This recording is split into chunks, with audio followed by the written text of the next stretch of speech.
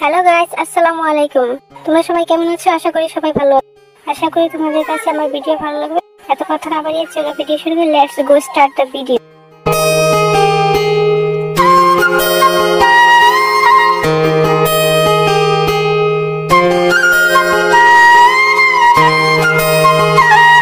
7 বছর পর বাড়ি ফিরছে জিয়ন বংশের বড় ছেলে জিয়ন জাংকুক।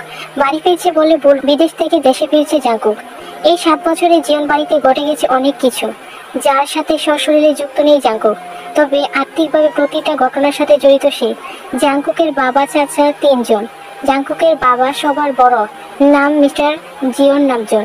সুগার বাবার মেজো, নাম জিহোক। ছোট চাচুর নাম সবিন। জাংকুক তার বাবা মায়ের একমাত্র ছেলে। মেজো চাচা মানে জেহুবের এক ছেলে এক মেয়ে। ছেলের নাম সুগা, মেয়ের নাম তেয়াং।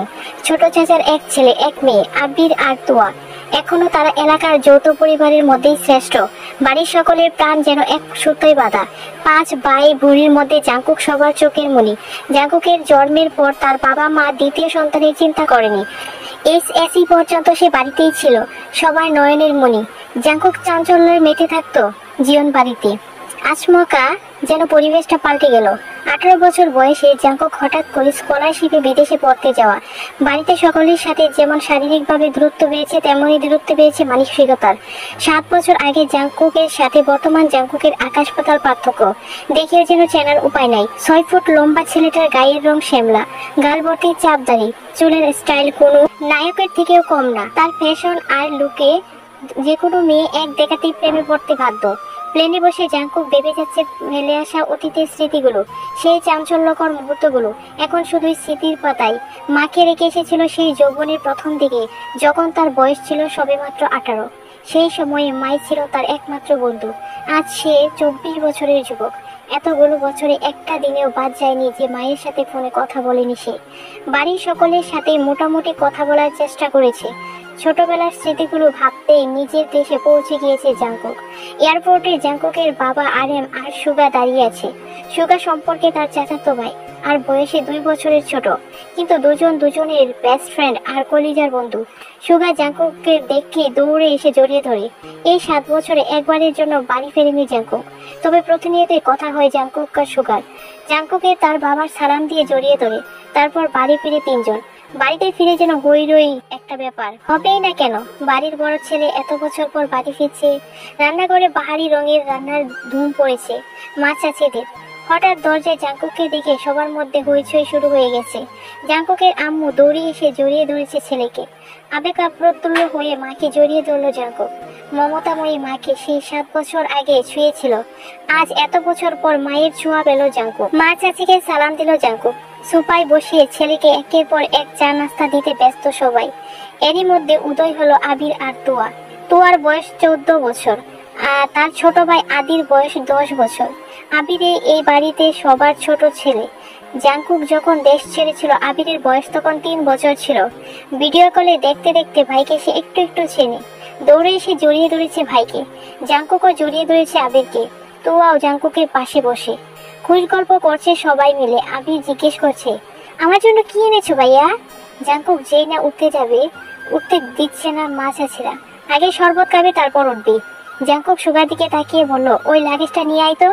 সুগা একটা লাগেজ টান দিতে যাবে, আচমকা বসা থেকে দাঁড়িয়ে বলে ওঠে জাংকুক, ওটাতে ছবি না। সুগা সহ বাড়ির সকলেই অবাক হয়ে গেল। জাংকুক আবার ঠান্ডা মাথায় বলে, পাশের লাগেজটা নিয়ে আয়। সুগাও তার কথা মতো লাগেজ নিয়ে আসলো। লাগেজ খুলে যে যার মতো জিনিস বের করছে আর বলছে, ওটা কার, এটা কার। জাংকুক শরবত খেতে খেতে উত্তর করছে, আবিরের জন্য দামি দামি বিদেশি খেলনা, তোয়ার জন্য ড্রেস, কসমেটিক, মামা কাকিদের জন্য অনেক গিফট, সুগার জন্য একটা মোবাইল, ল্যাপটপ, অন্যান্য গিফট। আলাদার একটা ল্যাপটপ আছে। তোয়া জিজ্ঞেস করে, ভাইয়া ওই ল্যাপটপটা কি তোমার? জাংকুক উত্তর দেয় না, এটা তের মা আই উত্তর দিল, তের ল্যাপটপের কি দরকার ছিল বাবা?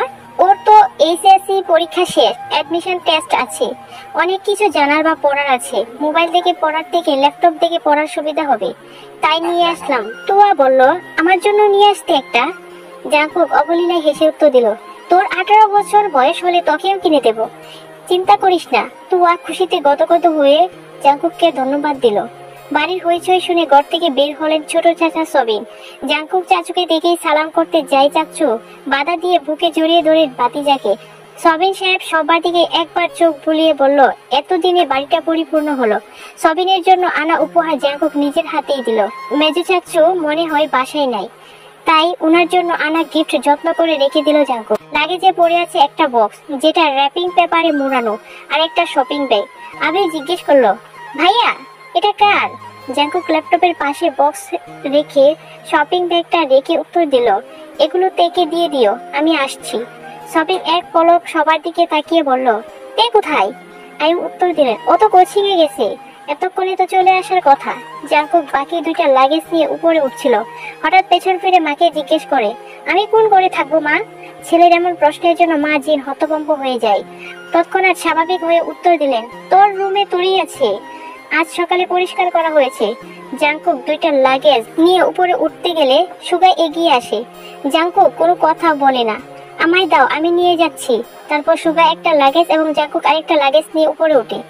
ততক্ষণে দরজায় এসে উপস্থিত হয় এই বাড়ির বড় মেয়ে জিয়ান তিয়াং। তুয়া তেকে দেখে দৌড়ে এসে বলে, আপু আপু, জাংকুক ভাইয়া এসেছে। তুয়া দাঁড়িয়ে সিঁড়ি দিকে তাকায়। লম্বা স্বাস্থ্যবান সুপুরুষ দিয়ে একজন হাতে লাগেজ নিয়ে সিঁড়ি দিয়ে শুধু পেছনটা দেখা যাচ্ছে। তে ভেতরে ঢুকে সবার হাতে গিফট দেখে এদিক ওদিক তাকায়। ততক্ষণে জাংকুক নিজের রুমে চলে গেছে। তে এর মা আয়ু মেয়ের দিকে এগিয়ে এসে বলে, তোর জন্য গিফট এনেছে। তে তাকিয়ে বলে, কি গিফট? আয়ু চোখের ইশারায় দিলেন। সোফায় রাখা ল্যাপটপের দিকে চোখ পড়ে তের। ছুটে যায় ল্যাপটপের কাছে, জিজ্ঞেস করে, এটা কি আমার? তুয়া বলে, হ্যাঁ আপু, ওটা তোমার। বক্সটা আর শপিং ব্যাগটাও তোমার। ল্যাপটপটা ঘুরিয়ে ফিরিয়ে দেখছে তে, যেন আকাশ কুসুম কিছু পেয়ে গেছে। তারপর শপিং ব্যাগটা খুলে একটু দেখলো, দুইটা ড্রেস মনে হচ্ছে। সে ল্যাপটপ আর বক্সগুলো নিয়ে রুমের দিকে চলে যাচ্ছে। এত বছর পর নিজের রুমে ঢুকে আশ্চর্যিত হলো জাংকুক। সেই 7 বছর আগে গ্রান্টটা বিদ্যমান। এরই মধ্যে সুগা জাংকুকের উদ্দেশ্যে বলে, ভাইয়া ওই লাগেজটা কি ছিল যে ধরতে দিলা না? জাংকুক বলল, ওটাতে আমার পার্সোনাল জিনিস আছে। সুগা আর কথা না বাড়িয়ে রুম থেকে চলে গেল। জাংকুক খাটের এক কোণায় বসে হাতে মোবাইল নিয়ে কি যেন চেক করছিল। তে নিজের রুমে ঢুকে শপিং ব্যাগ খুলে 3টা ড্রেস বের করলো। 2টা গ্রাউন্ড ড্রেস, একটা গর্জিয়াস 3 পিস। ল্যাপটপটাও খুলে দেখে তার প্রয়োজনীয় সকল ধরনের অ্যাপস এখানে সেট করা আছে। তে দৃষ্টি যায় র্যাপিং পেপারে মোড়ানো বক্সের দিকে। র্যাপিং পেপার খুলতেই চোখ পড়লো 3টা উপন্যাসের বই, যেগুলোর উপরে ছোট্ট করে লেখা ছিল, এক্সামের পরে পড়বি। তার সাথে একটা ছোট বক্স, যেখানে এক বক্স রঙিন পাথর। তে এই পাথরগুলো ছোটবেলায় অনেক পছন্দের ছিল। তার সাথে একটা iPhone 16 pro max mobile box. Mobile দেখেই তে চক্ষু চড়ক গাছ। অনেকদিন মনের কোণে সুপ্ত ইচ্ছে ছিল একটা আইফোন কেনার। এগুলো দেখে তে খুশিতে গদগদ হয়ে যায়। ইন্টার সেকেন্ড ইয়ারের পড়ার সময় তের যখন প্রাইভেট ভার্সিটি কোচিং নিয়ে ব্যস্ত সময় কাটছিল, তখন সুগা একটা পুরনো ফোন দিয়েছিল। তার উপরে সিমটা ছিল সুগার পুরনো। বাসার বাইরে 3 থেকে 4 জন বান্ধবীর নাম্বার আছে ফোনে, এমনকি স্যারের দেরও কেউ নাম্বার দিতে নিষেধ করেছে। পড়া বাসায় সুগা বরাবরই বোনের বিষয়ে খুবই সিরিয়াস। ভাইরা বোনদের শাসন করে ঠিক আছে, কিন্তু সুগার থেকে একটু বেশি শাসন করে। হয়তো এর পেছনেও কোনো কারণ আছে, চলো সামনে যাই, তাহলে বুঝতে পারবো। এসএসসি পরীক্ষার শেষে সুগা কে খুব সাহস করে বলেছিল, ভাইয়া একটা মোবাইল কিনে দেবে। সুগা তখন অগ্নিদৃষ্টিতে তাকিয়েছিল। তারপর থেকে তে ফোন চাওয়া বন্ধ করে দিয়েছিল।